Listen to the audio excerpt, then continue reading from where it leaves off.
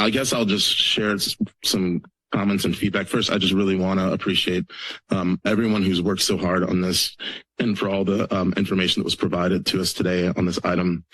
Based on the staff's report and the staff presentation, it does appear that the ultimate trail is the best option for consideration here today.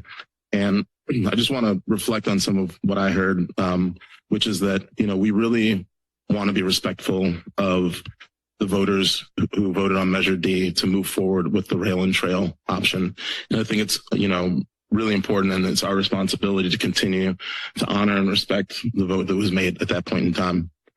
When we think about equity and we talk about equity, if we delay action today, there's a good chance that this is going to jeopardize one of the largest grants that we've been able to receive in the history of the state of California for this kind of project. And what that means is if we jeopardize that funding, we will be putting to waste a lot of past funding that's been used on this project. It will jeopardize our ability to get future funding.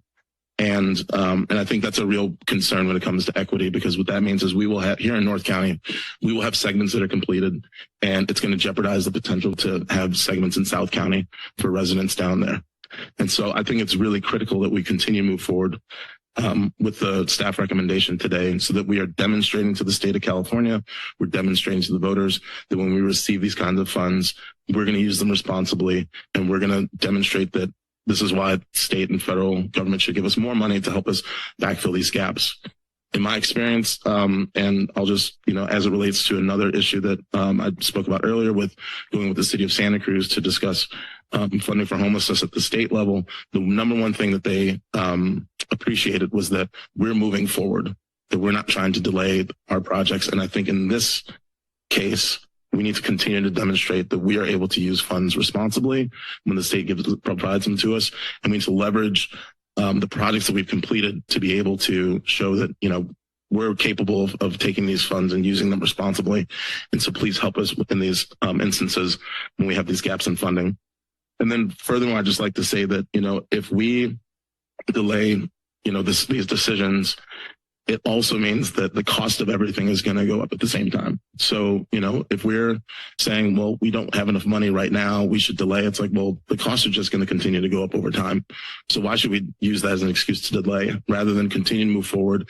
And as staff has mentioned, they're looking for creative ways to help backfill some of these gaps.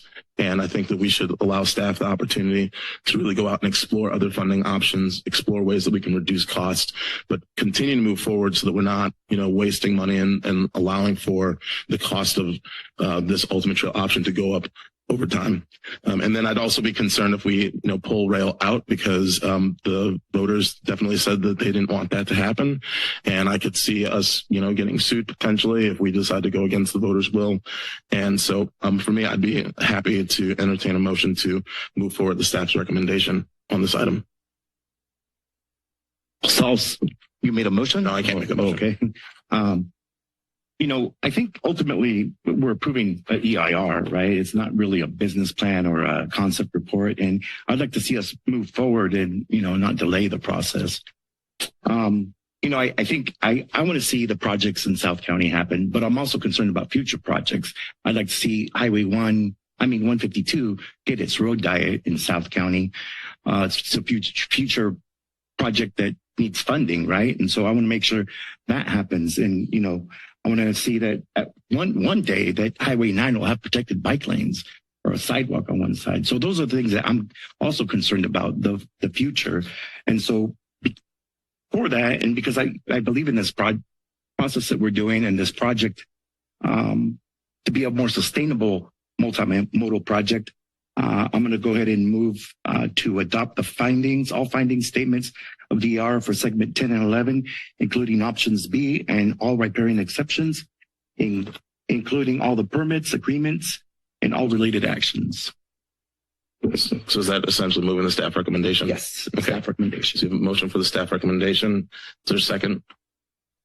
I'll go ahead and second the item, and then I'll open up for further discussion from board members. Any further discussion? Okay. Seeing none, we'll bring it to a roll call vote. Supervisor Koenig. No. Hernandez. Yes. McPherson, and Cummings. Yes. So that motion fails, or so that motion fails on that item.